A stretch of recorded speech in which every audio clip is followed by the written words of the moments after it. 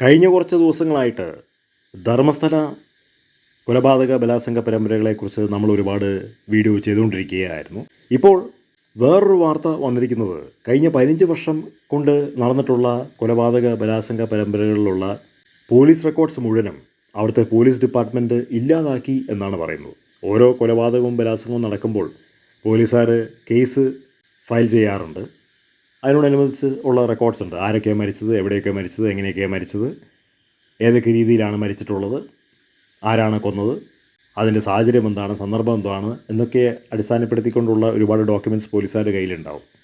പക്ഷേ അവിടുത്തെ പ്രമാണികളെ സന്തോഷിപ്പിക്കാൻ വേണ്ടിയിട്ട് ആ റെക്കോർഡ്സൊക്കെ പോലീസുകാർ ഇല്ലാതാക്കിയിരിക്കുന്നു. ഓരോ ദിവസം കഴിയുന്തോറും കൂടുതൽ അസ്ഥികൂടങ്ങളാണ് കണ്ടെത്തിക്കൊണ്ടിരിക്കുന്നത്. ഇന്ന് തന്നെ മാർക്ക് ചെയ്യാത്ത സ്ഥലത്ത് ഒരുപാട് അസ്ഥികൂടങ്ങൾ കണ്ടെത്തി എന്നുള്ളതാണ് ഒരു വാർത്ത വരുന്നത്. മാത്രമല്ല, നേരത്തെ ഉണ്ടായിരുന്ന ഒരു സാക്ഷി അല്ലാതെ തന്നെ വേറൊരു സാക്ഷിയും കൂടെ വന്നിരിക്കുന്നു.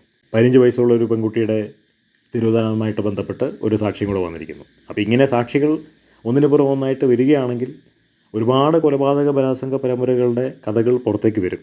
അപ്പോൾ ഇതിനകത്തും നമുക്ക് മനസ്സിലാക്കാൻ കഴിയുന്നത് അവിടുത്തെ പോലീസുകാർ കള്ളന് കഞ്ഞി വെച്ചവരാണ്. ഇന്ത്യൻ ജനാധിപത്യ വ്യവസ്ഥയിലെ ഏറ്റവും വലിയ ഒരു പരാജയമാണ്. കാരണം പോലീസുകാർ സത്യസന്ധരല്ല, സുതാര്യതയുള്ളവരല്ല. അവർ രാഷ്ട്രീയ പ്രസ്ഥാനത്തിലുള്ളവരെയും പ്രമാണിമാരെയും സന്തോഷിപ്പിക്കാൻ വേണ്ടിയിട്ട് ഒരുപാട് തെറ്റുകൾ മറച്ചു വെക്കുന്നുണ്ട്. ആ ഒരേ ഒരു കാരണം കൊണ്ടാണ് ക്രൈം ധർമ്മസ്ഥലയിൽ യുദ്ധകാലാടിസ്ഥാനത്തിൽ നടന്നുകൊണ്ടിരിക്കുന്നത്. എല്ലാവിധ ക്രിമിനൽസും താവളമടിച്ചിരിക്കുന്നത് അവിടെയാണ്. കാരണം അവിടെ ക്ഷേത്രത്തിൽ ഇഷ്ടംപോലെ ഭക്ഷണം കിട്ടും, ജീവിക്കാൻ നല്ല ചുറ്റുപാടുണ്ട്, ഇഷ്ടംപോലെ പെണ്ണുങ്ങളെ ഉപയോഗിക്കാൻ പറ്റും, എല്ലാ തരത്തിലുള്ള മലിനമായിട്ടുള്ള കാര്യങ്ങൾ ചെയ്യാൻ പറ്റും, ചോദിക്കാനും പറയാനും ആരുമില്ല.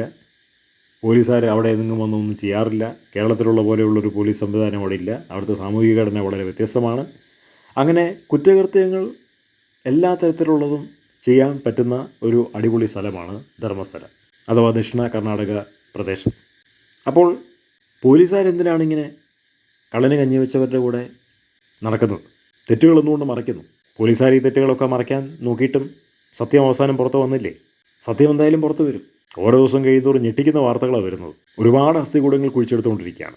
ഭയങ്കര സംഭവം തന്നെയാണ് എന്തായാലും.